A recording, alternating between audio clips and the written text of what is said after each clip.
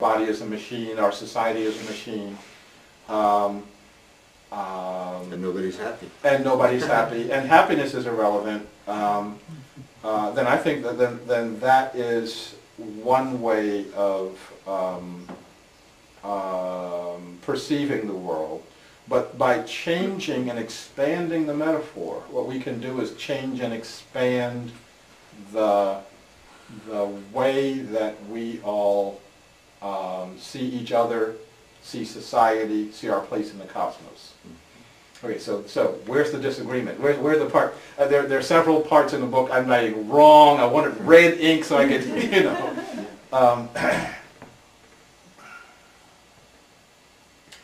In the book, they talked about the existential viewpoint, the view that basically this is a minor planet with a minor star in a minor arm of a minor galaxy in a universe that's probably minor to other universes, you know.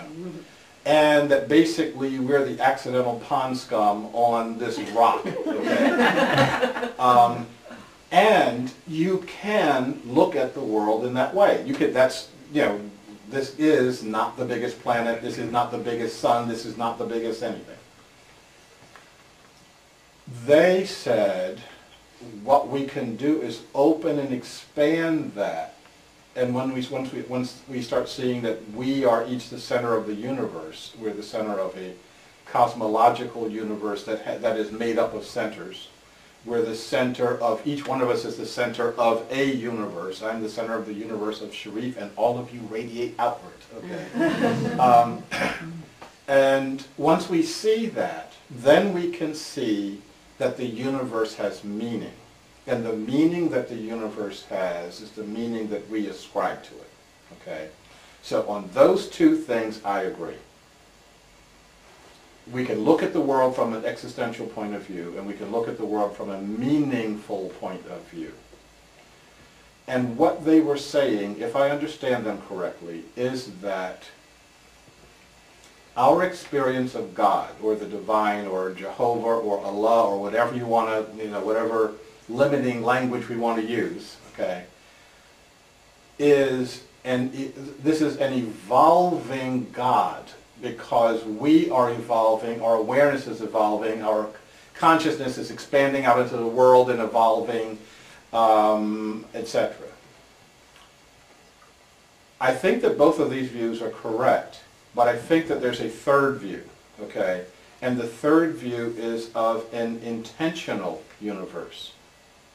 That while my concept of God is constantly expanding, God just is, okay? And no matter where my consciousness expands to, it will never expand to encompass all that the divine is and can possibly be. And whatever and I purposely don't try to hurt my brain trying to figure out God, okay?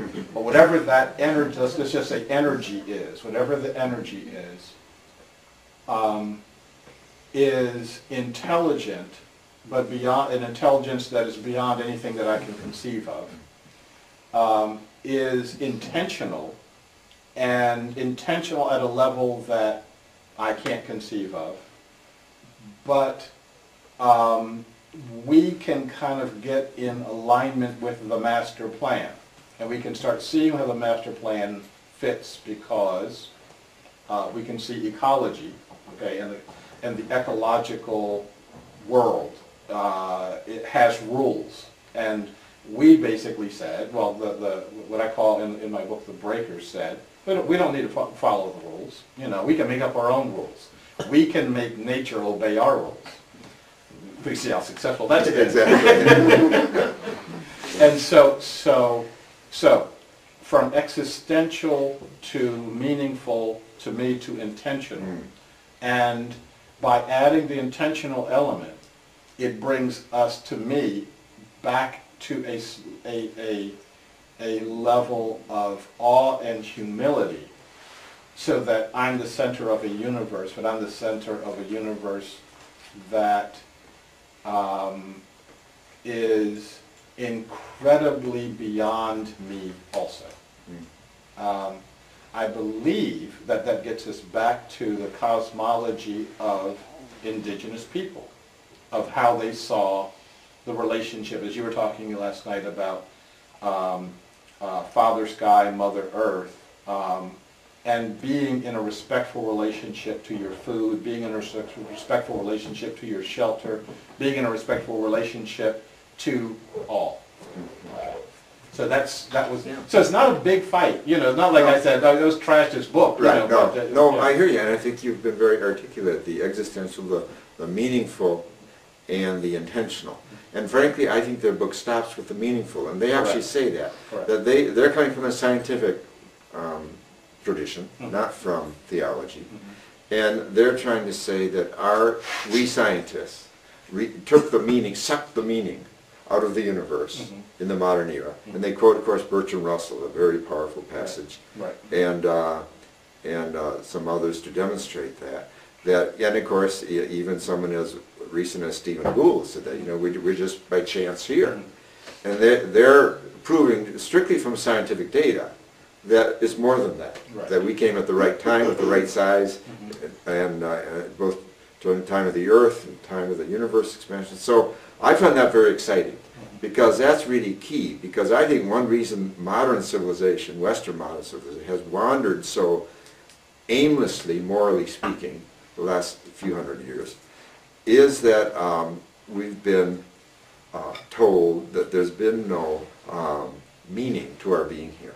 Or, if you will, that philosophy has reinforced our immorality, frankly, and our pathology, our pathological relationship to the other creatures and to other tribes and so forth.